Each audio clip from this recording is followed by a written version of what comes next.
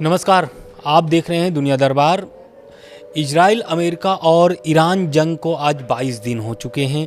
22वें दिन भी लगातार हमले जारी हैं। ईरान लगातार जवाबी हमला कर रहा है। मिसाइलों में अब क्लस्टर बमों का इस्तेमाल कर इजराइल पर दाग रहा है। तो इससे ये समझिए कि ये जो युद्ध चल रहा है ये अब थमने का नाम नहीं ले रहा है और थमेगा भी नहीं, क्योंकि ट्रंप जो है, इस पर ट्रंप का भी बयान आ गया है। ट्रंप ने साफ बोल दिया है कि ये जो युद्ध चल रहा है ये 3 से 4 हफ्ते लग सकते हैं इसको ख़त्म होने में। वहीं एक और दावा आ रहा है दोनों देशों की तरफ से। ईरान और अमेरिका दोनों ही देश बोल रहे हैं कि जंग हम जीत चुके हैं, और ऐसा इसलिए बोल रहे हैं क्योंकि ट्रंप जो है कि अपना तर्क दे रहे हैं और उधर मुस्तफा खामनेई एक लिखित संदेश में वो अपना दावा कर रहे हैं। तो पहला मैं ट्रंप का कोट कर देता हूँ कि ट्रंप क्या दावा कर रहे हैं, क्योंकि देखिए युद्ध तो जारी है, जंग जारी है, और इस जंग के बीच में दावे ऐसे ऐसे आ रहे हैं जो चौंका देने वाली है। क्योंकि जो ट्रंप दावा कर रहे हैं वो साफ ये बोल रहे हैं कि शुक्रवार को उन्होंने मीडिया से बात की और उन्होंने साफ तौर से बोल दिया है कि ईरान जो है कि ये जंग हार चुका है। मुझे लगता है कि हम जीत चुके हैं और हमें उनकी नेवी, एयरफोर्स और एयर डिफेंस सिस्टम सब तबाह कर चुके हैं, यानी सब खत्म हो चुका है। उनका जो एयर डिफेंस सिस्टम था या फिर जो उनके नेवी पावर थी या एयरफोर्स पावर थी, सारे खत्म हो चुके हैं। ये ट्रंप का दावा है। साथ ही उन्होंने कहा है कि ईरान के साथ सीज फायर जो है कि नहीं करेंगे, मतलब वो युद्ध खत्म नहीं करना चाहते हैं अभी, क्योंकि उनका जो सपना है ईरान में कि रिजिम चेंज होना, तो शायद उस सपने को पूरे करने के लिए वो उन्होंने एक टारगेट भी दिया है या फिर एक समय जो दे दिया है कि 3 से 4 हफ्ते युद्ध को ख़त्म होने में लग सकता है।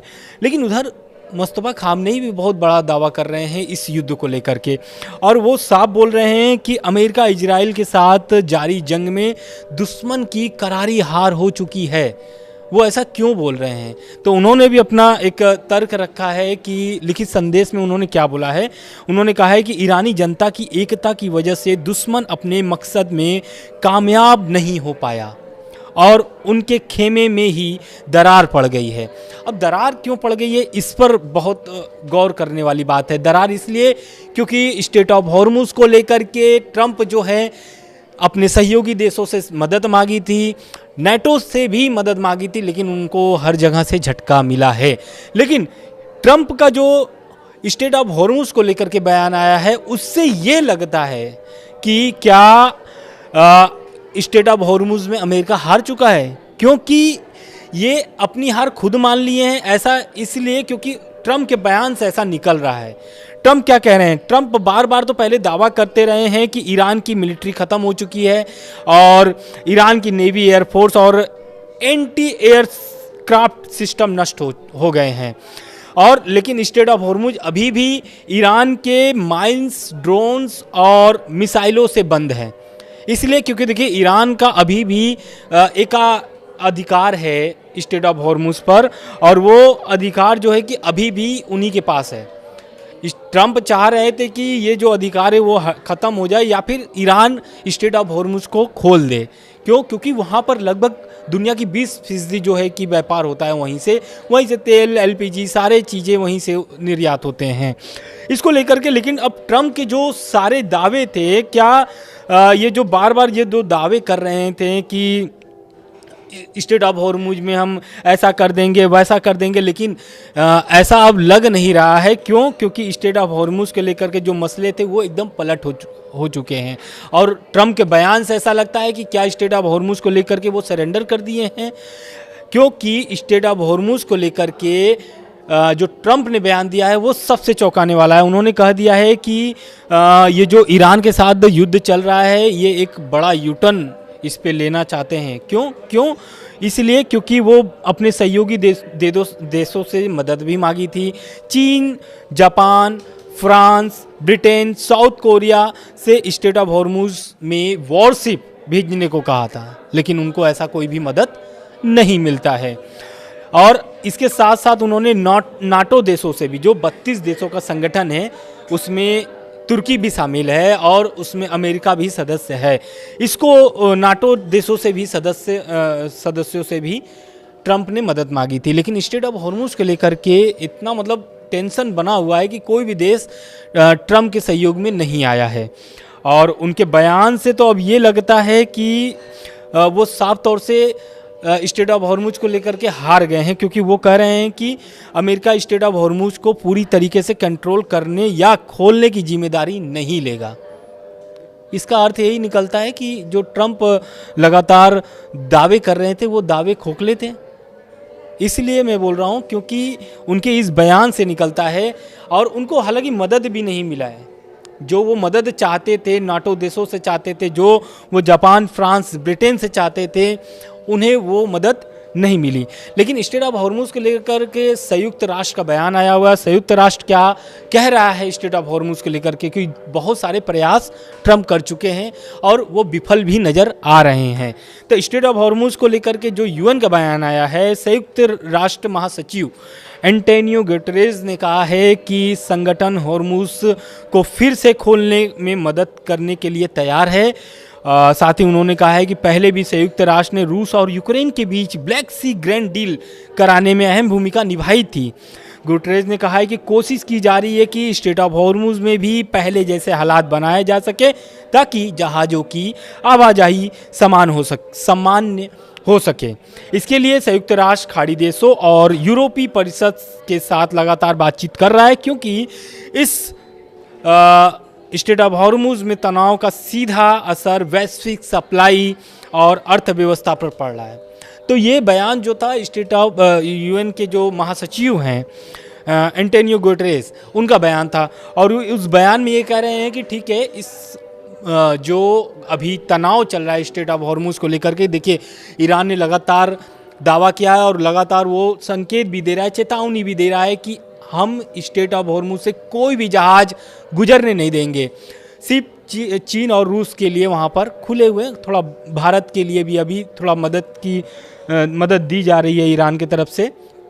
लेकिन स्ट्रेट ऑफ हॉर्मुज से जो अमेरिकी सहयोगी देश हैं, उनके जो जहाज़ गुजर रहे हैं, या तो उनको फिर वहाँ पर टोल देना पड़ेगा। जैसे कि आप हाईवे से गुजरते तो जो टोल पड़ता है वहाँ पर आपको टोल टैक्स देने पड़ते हैं, तो वैसा ही ईरान अब स्ट्रेट ऑफ हॉर्मुज में भी करने का प्लान बना रहा है। और उन्होंने साफ बोल दिया है कि अब जो भी देश, मतलब कि अमेरिका की जहाज़ हो या फिर अमेरिकी सहयोगी देशों का जहाज़ हो, उन्हें अब यहाँ पर वो भुगतान करना पड़ेगा। साथ ही इस जंग के बीच में अब ईरान की बात करते हैं। ईरान में अभी क्या चल रहा है, क्योंकि देखिए नवरोज का त्यौहार है, लेकिन अभी जंग के बीच में ये पूरा फीका पड़ चुका है। ईरान में हर बार जो नवरोज की त्यौहार होता है वो पूरी तरीके से एक ये भी कह लें कि उनकी जो सदियों पुरानी परंपरा है वो इस बार नहीं दिखी है, क्योंकि लोग सड़कों पर उतरते थे, रात में आग जला करके वो जश्न मनाते थे, लेकिन इस बार ऐसा कुछ ईरान में नहीं देखा गया है। क्यों? क्योंकि सरकार ने लोगों को इकट्ठा होने के लिए मना किया है, रोक लगाया है। इसलिए क्योंकि अगर भीड़ इकट्ठा होती है तो फिर से प्रदर्शन या फिर विरोध, जो प्रदर्शन अभी पहले हुआ है 2-3 महीने पहले, वो प्रदर्शन फिर से न शुरू हो जाए, इसको लेकर के सरकार सख्ती बरत रहा है।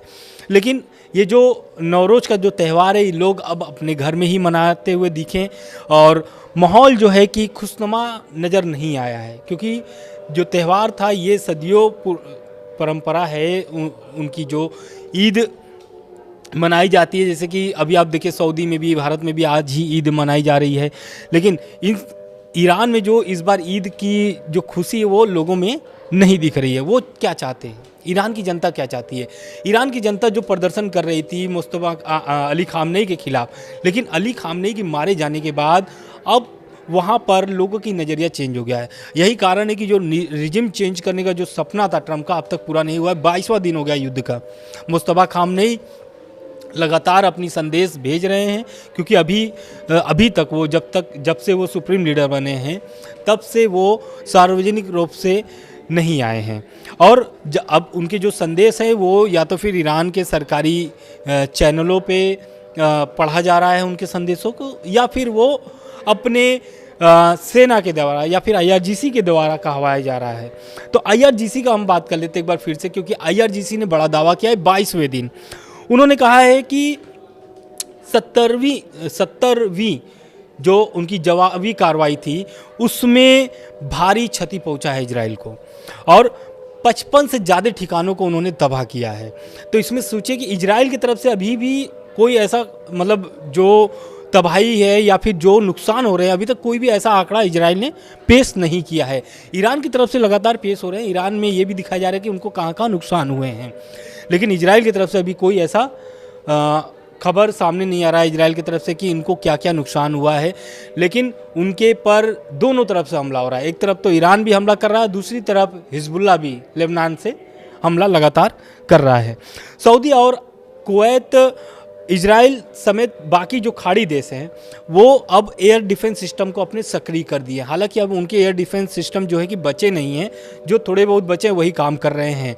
लेकिन इजराइल पे जो हमले हो रहे हैं ईरान की तरफ से, वो जो मिसाइल है उसमें अब क्लस्टर बम डाल करके दागा जा रहा है, और यही कारण है कि जो उनके एयर डिफेंस सिस्टम है वो भी अब नाकाम हो चुके हैं। क्योंकि आपको भी पता है कि जब वो मिसाइल छोड़ रहे हैं तो उस मिसाइल से करीब 100 बम, क्लस्टर जो है वो 100 बम एक साथ गिर रहे हैं, इसलिए उनको रडार में लेना भारी मुश्किल पड़ रहा है इजराइल को, और इसमें इजराइल विफल भी नज़र आ रहा है। दूसरी ओर खबर ये भी आ रही है कि डिगो गार्सिया जो है वहाँ पर ईरान ने हमला किया है। ये सबसे बड़ा हमला माना जा रहा है ईरान का, क्योंकि 4000 किलोमीटर की दूरी तय की गई है। ईरान की जो मिसाइल है, हालांकि जो टारगेट पे पहुंचना था ईरान की मिसाइल को वो पहुंच नहीं पाया है, लेकिन ये जो हमला किया है ईरान ने, ये संकेत दिखाता है कि ईरान अभी भी सख्त है और अभी भी जंग लड़ने के लिए तैयार है। और ये दागा कहाँ है? रिपोर्ट के मुताबिक हिंद महासागर में स्थित डिगो गार्सिया के संयुक्त अमेरिका यूके सैन्य बेस को भी बैलिस्टिक मिसाइलों से निशाना बनाने की कोशिश किया गया है। साथ ही हम बात कर लेते हैं अब ईरान के मिसाइलों का जो इजराइल अभी तक झेल रहा है, और जो क्लस्टर की बम के जो मैंने जिक्र किया था आपको पहले, वो क्लस्टर बम ऐसा नहीं है कि ये जो अभी गिरेगा अभी ही फटेगा, वो युद्ध खत्म होने के बाद भी फट सकता है, क्योंकि वो तुरंत नहीं फटता है क्लस्टर बम।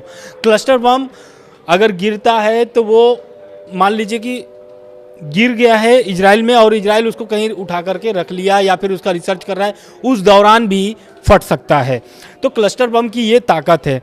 साथ ही साथ ट्रंप का बयान मैं फिर से कोट करता हूं, क्योंकि ट्रंप ने इस युद्ध को लेकर के जो ताज़ा बयान दिया है, इससे ये नज़र आता है कि स्ट्रेट ऑफ हॉर्मुज़ में जो तनाव बने हैं वो अभी भी बने रहेंगे। साथ ही साथ ये जो युद्ध चल रहा है अभी भी, ये युद्ध में अमेरिका और इजराइल दोनों ईरान से युद्ध करना चाहते हैं, क्योंकि ट्रंप का जो बयान है वो कह रहे हैं कि ऑपरेशन एपिक फ्यूरी के अगले 4 से 6 हफ्ते तक लग सकते हैं। मतलब ये जो ऑपरेशन है ये 4 से 6 हफ्ते अभी और चल सकते हैं। साथ ही उन्होंने दावा किया है कि ईरान की सैन्य ताकत और उनके परमाणु कार्यक्रमों को काफ़ी नुकसान पहुंचाया है। हाँ, खबर ये भी आ रही थी सामने कि ईरान की जो इस्फहान है, इस्फहान में परमाणु ठिकाने हैं, वहाँ पर कुछ नुकसान हुए, वहाँ पर हमले हुए हैं, ऐसी खबरें सामने निकल के आ रही है। लेकिन सबसे बड़ा क्वेश्चन ये है कि क्या अमेरिका ईरान की ज़मीन पर जो ऑपरेशन चलाने की बात कर रहा था, ज़मीनी ऑपरेशन शुरू करने की बात कर रहा था, तो क्या वो ज़मीन पर सेना को उतारेगा या नहीं? अगर उतारेगा तो ये जो उतारने वाली बात है ये कैसे और कब करेगा, और इस पर ट्रंप ने अभी तक कोई जवाब नहीं दिया है, क्योंकि ट्रंप से लगातार क्वेश्चन किया जा रहा है और वो प्रेस कॉन्फ्रेंस में भी आकर के अपनी बातें रख रहे हैं। और ये जो बयान मैंने अभी आपको कोट किया कि इनको 4 से 6 हफ्ते लग सकते हैं युद्ध खत्म होने में, या फिर वो जो ऑपरेशन चला रहे हैं ऑपरेशन एपिक फ्यूरी, वो 4 से 6 हफ्ते लग सकते हैं। तो क्वेश्चन यही है कि क्या अब अमेरिका इस युद्ध को और विस्तार देगा या फिर खत्म करना चाहेगा, क्योंकि ट्रंप ने साफ बोल दिया कि हम सीज फायर ईरान से नहीं करेंगे। वही मुस्तफा खामनेई का भी कहना है कि हम अमेरिका और इजराइल से सीज फायर नहीं करना चाहते, हमारा जो सैनिक है आखिरी सैनिक तक हम जंग लड़ते रहेंगे। तो मिडिल ईस्ट जैसे भी लगातार अपडेट आते रहेंगे, पहुंचाने का प्रयास करेंगे। और खबर कैसी लगी कमेंट बॉक्स में कमेंट करके ज़रूर बताएं। नमस्कार।